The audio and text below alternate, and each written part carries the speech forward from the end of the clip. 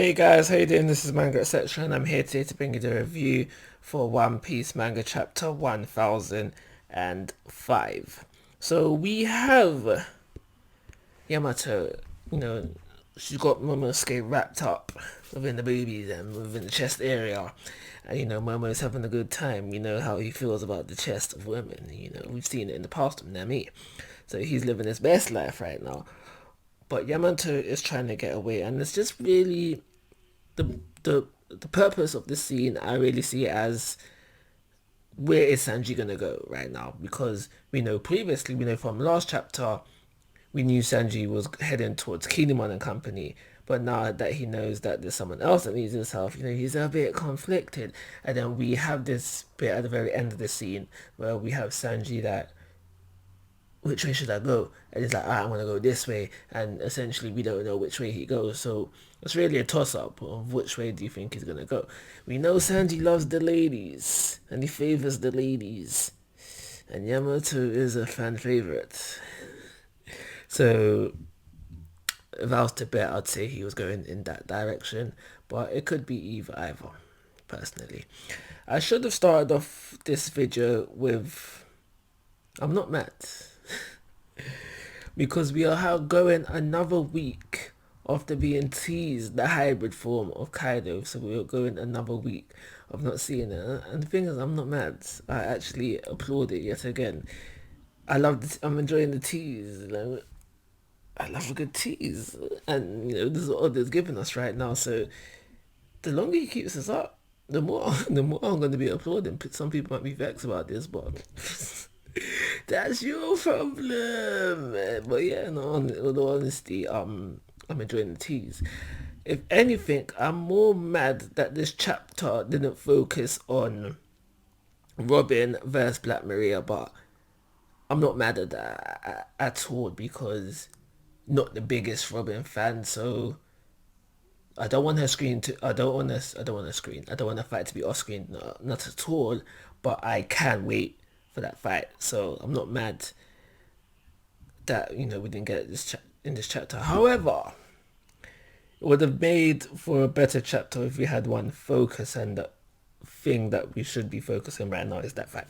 So yeah, like I said, we had that opening scene of Yamato and Sanji. We have another scene where we basically see Scratcher Poo and his people. They're trying to get the antibodies back out, trying to get to Chopper because obviously Chopper's got the antibodies right now. He's working on an antidote, and they've come across a wall they cannot pass, and that's X-Drake. And I think not Hogoromo, wrong series. Um, the old man who trained Luffy how to use the Rio, basically. I think it's them two holding it down. Yes, exactly. It is them two holding it down. And then, is that when we go into... Yeah, we go into this whole thing now. Because old man, Hogor, what's his name? The guy that trained Luffy, yeah? Obviously, we know, short, stout guy. Usually when characters go old, they turn short. But within this chapter, he regains his old this old physique, his own, physique. Yeah, that's not the word I'm looking for, but that's the word we're gonna go for. And from my understanding, the chapter basically makes it seem like because he's caught this virus that's turning everyone into ice only, it is temporarily regained his glory days. He's retained his glory body, and it's because of this he's able to go ham within this chapter. And really, because the chapter's tired after him, kind of the because the chapter's tired after him, he has the main focus of the chapter, obviously, and the main focus of the chapter is him just basically gaining his glory body, his glory strength, his glory days strength body, and him telling us, I won't be able to hold this for long. When the time comes, he's talking to his boys, you're gonna have to kill me off. And that's essentially how we end off the chapter. He's not dead yet. They're going in for the final blow. And do I think they would kill him? I don't know. I personally don't think he would die. If he was to die, would I care? No. And that goes into the whole thing which I always say time and time again.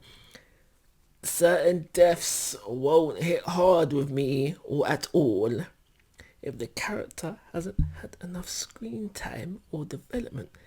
And for me personally, this guy ain't cutting it. So if he dies or if he kicks the bucket next chapter, I'm not gonna shed a tear for him. So having him have the majority of the focus of this chapter is honestly a letdown for me. So I just gotta say that. So within this chapter, we have Marco taking on two. Do you understand? Holding down two commanders at the same time. Are you nuts? Are you nuts? I need to go back and mention something because I completely forgot about it and I just remember now. But yeah, are you nuts? He's holding it down. Two. Don't sleep on Marco, please. Do not put some respect on his name. He's holding down two by himself, and he said it's hot. He says it's pretty rough. Well, he doesn't look too exhausted, but it is mentioned that he is exhausted. And just panels after that, but he's holding it down. No doubt about that. What I think, based on just how it ends, like because he basically says it's pretty rough, and then we have Mr. Perlin come in there and he's like, yo, Mark is exhausted. It kind of sounds like to me that Mr. Perlin's gonna catch Marco slipping, and then maybe not kill him off, because I don't think anyone's gonna die, but fatally injure him. And I don't want that. I think that's cheap. I think that's disgusting and that's dirty. That would be worse than the teasing that we're getting for the hybrid form of Kaido. So let us not go down that route. But speaking of doing people dirty, it does hype up him though, Mr. Perlin, a little bit. But they are done Carrot and Wanda dirty within this chapter as well. Because they fought off screen, and that's not the dirty bit. That is dirty in itself, but that's not the dirty bit. The dirty bit is that 2 against 1, Mr. Perlin, yeah, it makes him seem, it hypes him up a bit. Oh, he took on 2 people at once. They lost. Carrot and Wanda lost. They're out for revenge, trying to revenge their boy Pedro, because he died because of him. They were Sulonged up. And they still lost. Why? Mr. Perlin, he ain't that strong. Well, apparently he is.